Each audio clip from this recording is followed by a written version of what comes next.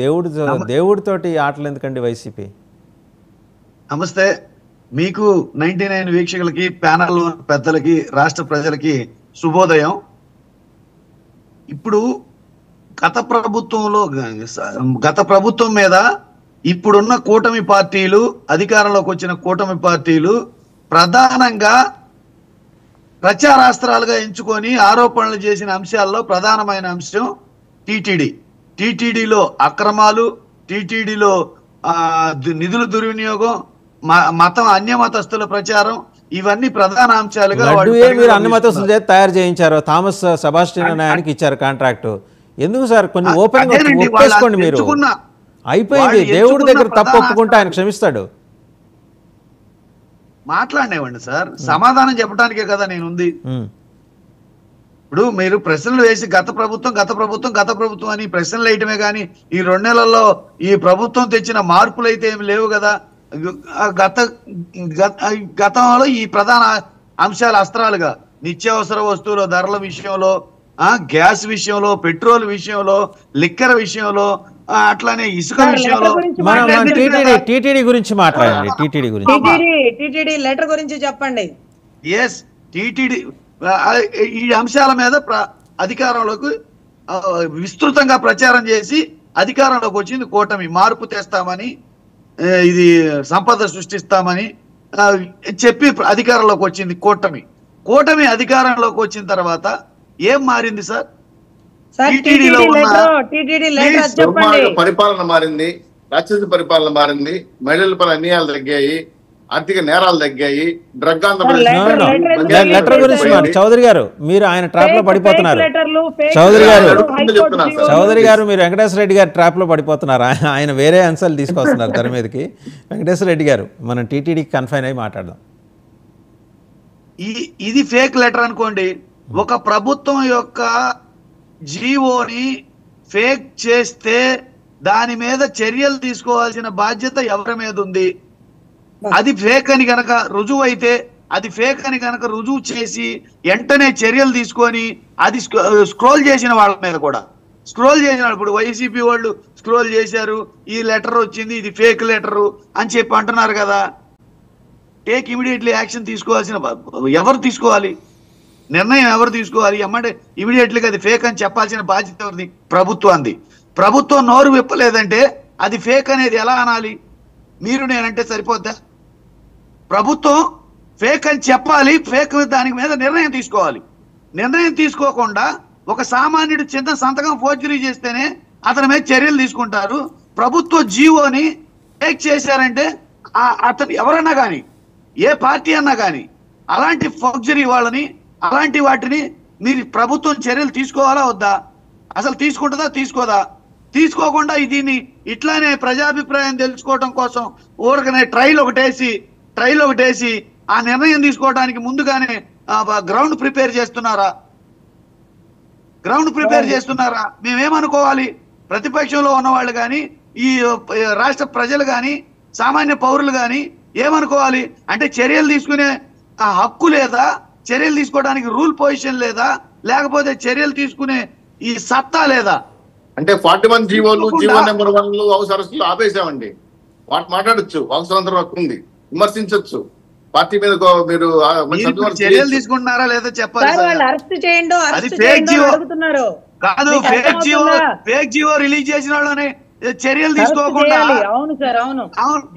చర్యలు తీసుకోకుండా జీవో కాదు, సర్క్యులర్. అది సర్క్యులర్ వాస్తవమా కాదా? ఇప్పుడు 3 విభాగాలు ఉన్నాయండి. 3 విభాగాలు, 4వ మీరు ఏంటంటే మీరు 4th పార్టీ. ఇందులో మీ మీద అనుమానాలు ఉన్నాయి. సో మీరు వివరణ ఇవ్వండి. టీటీడీ వివరణ ఇవ్వాలి, ప్రభుత్వం ఇవ్వాలి. తర్వాత ఐఏఎస్ అసోసియేషన్ కూడా ఇలా మా ఆఫీసర్స్ సంతకాలను ఫోర్జరీ చేసి ఫేక్ సర్కిల్ జారీ చేస్తున్నారు అని వాళ్ళు కంప్లైంట్ ఇవ్వాలి. తాడేపల్లి పోలీస్ స్టేషన్లో వెళ్ళి వాళ్ళు కంప్లైంట్ ఇవ్వాలి. ఒకవేళ అది ఫేక్ అయితే ఇవన్నీ కూడా షరతులు వర్తిస్తాయి, సబ్జెక్ట్ టు ద కండిషన్ చెప్తున్నా. ఒకవేళ అది నిజం అయితే వివరణ ఇవ్వాలి. నిజం కాకపోతే ఇది మాది మేము రిలీజ్ చేయలేదు అని చెప్పేసి ఇచ్చేస్తే జనాలకి సందేహాలు ఉండవు. లేనిపోని సందేహాలకి ఎందుకు తావిస్తున్నారనే ప్రశ్న ప్రభుత్వాన్ని వేసాం. కానీ అదే పనిగా మీ మీడియాలో దీని మీద వరుసగా కథనాలు వస్తున్నాయి. మీ మీడియాలో, మీ అనుకూల మీడియాలో. అంటే ఇక్కడ ఏదో ఒక కాన్స్పిరసీ థియరీ నడిచిందనే కదా అర్థం. ఏనాడు మీరు తిరుమల వెంకన్న గురించి మీ మీడియాలోను మీ అనుకూల మీడియాలోను పాజిటివ్గా ఆయనకేదో అన్యాయం జరిగిపోతుంది ఏనాడు రాశారు మీరు? ఇవాళ ఎందుకు రాస్తున్నారు? ఇవాళ ఎందుకు చూపిస్తున్నారు? These are all the questions అండి, జనాలకు వచ్చిన సందేహాలే నేను మీతో షేర్ చేస్తున్నా. ఎస్ అలాంటి కనుక కాన్స్పిరెన్సీ థియరీ నడిచింది, మీ క్వశ్చన్కి ఆన్సర్ చేస్తున్నారు. కాన్స్పిరెన్సీ థియరీ నడిచింది అని కనుక అనుకుంటే ఆ కాన్స్పిరెన్సీ ఏంటో గుర్తించి కాన్స్పిరెన్సీ థియరీ మీద చర్యలు తీసుకోవాల్సింది ప్రభుత్వం ఇక్కడ ఆరోపణలు చేయడానికి ఆ పార్టీ అది చేసింది, ఈ పార్టీ వాళ్ళు ఇది చేసింది, గత ప్రభుత్వం ఇది చేసిందని ఆరోపణలు చేయడానికి పరిపాలన ఇవ్వాల ప్రజలు పరిపాలన ఇచ్చింది. పరిపాలన చేసి ఎక్కడ తప్పు జరిగినా చర్యలు తీసుకునే హక్కుని బాధ్యతని ప్రభుత్వం ఇచ్చింది. ఆ హక్కుల్ని బాధ్యతల్ని మర్చిపోయి కేవలం ఆరోపణలకి పరిమితి అవుతూ ఎటువంటి చర్యలు తీసుకోకుండా వాళ్ళు కూడా గత ప్రభుత్వం మీద ఆరోపణలు చేస్తూ పరిపాలన చేయడం మర్చిపోయి అన్ని మర్చిపోయారు. ఒకటి కాదు, మద్యం రేట్లు తగ్గిస్తామన్నారు, అది మర్చిపోయారు. ఇసుక ఉచితంగా ఇస్తామన్నారు, అది మర్చిపోయారు. సరే, ఆ అంశాల్లోకి వద్దాం. ఓకే, అంశాల్లోకి వద్దాం కానివ్వండి, మళ్ళీ వద్దాం. సరే, వెంకటేశ్వర రెడ్డి గారు ఇంకో ప్రశ్న, ఇంకో ప్రశ్న వెంకటేశ్వర రెడ్డి గారు ఇంకో కీలకమైన ప్రశ్న. నిన్న రాఖీ పౌర్ణమి, మాజీ ముఖ్యమంత్రి జగన్మోహన్ రెడ్డి గారు తెలుగుదేశం పార్టీ దృష్టిలో ఆయన ఒక పులివెందుల ఎమ్మెల్యే, ఆయన ఒక ట్వీట్ చేశారు. ఏమని? అన్న అక్క చెల్లెళ్ళకి అందరికీ కూడా రాఖీ పౌర్ణమి శుభాకాంక్షలు, అందరూ మహిళా లోకం చల్లగా ఉండాలి. వెంబడే కొన్ని వేల ట్రోల్స్, ముందర మీ సొంత చెల్లెలకి మీరు న్యాయం చేయలేదు అని చెప్పి.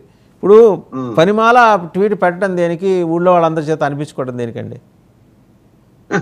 ఇప్పుడు సొంత చెల్లెళ్ళు కుటుంబ పరంగా ఇచ్చిన స్టేట్మెంట్ కాదు ఫస్ట్, అది రాష్ట్ర ప్రజలను ఉద్దేశించి ఇచ్చిన స్టేట్మెంట్. సొంత చెల్లెళ్ళకే న్యాయం జరిగిందా జరుగుతుందా లేదా అనేది కాలం చెప్తుంది. అది మంచిగా చెడు అనేది ఇప్పుడు అది ఆమె వేరే పార్టీ అధ్యక్షురాలు, వేరే పార్టీ. ఇప్పుడు పురంధేశ్వరి గారు చంద్రబాబు నాయుడు గారిని అనేక రకాల ఆరోపణలు చేసింది.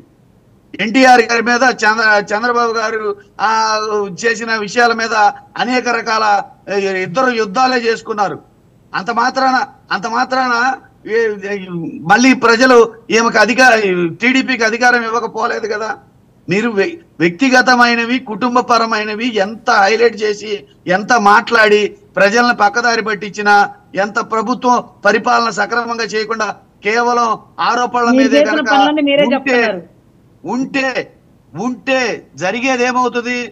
ఖచ్చితంగా ప్రజలు వీళ్ళు పరిపాలన మంచి చేయడం పక్కన పెట్టేసి కేవలం వైఎస్ఆర్సీపీ పార్టీని, గత ప్రభుత్వాన్ని జగన్మోహన్ రెడ్డి గారిని వ్యక్తిగత విమర్శలు చేస్తున్నారు తప్పితే వీళ్ళేమి చెయ్యట్లేదు అనే ధోరణికి కనుక ప్రజలు వెళ్ళారనుకోండి, ఆటోమేటిక్ గా ఇప్పుడు కాదు